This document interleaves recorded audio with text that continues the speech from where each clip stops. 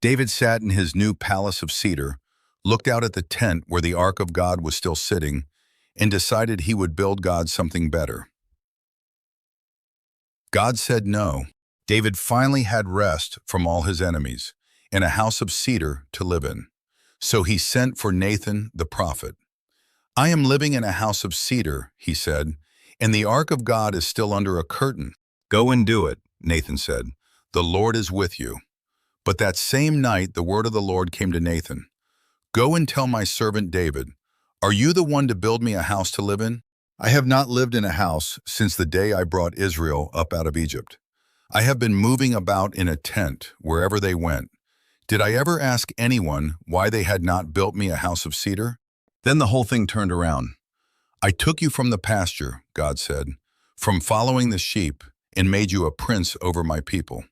And now the Lord tells you this: the Lord will build a house for you." David had wanted to build God a house. Instead, God was going to build him one. Not out of cedar, but out of children, and their children, and a kingdom that would never end. "Your throne," God said, "will be established forever." So David went in and sat down in front of the Lord. Not standing, not giving orders, just sitting there.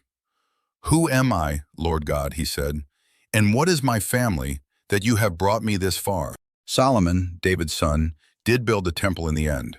But the promise God made that night said forever, and no son of David ever held a throne that long. The house God was building was bigger than the one David had in mind. And then, 1,000 years later, the writer of Hebrews reached back and picked up the words God spoke that night. "I will be his father, and he will be my son." And he wrote them over Jesus. The throne that lasts forever has someone sitting on it. But there is one promise David made years ago that he has never kept. Soon he asks whether anyone is left of the house of Saul, and sends for a crippled man who has been hiding for 20 years.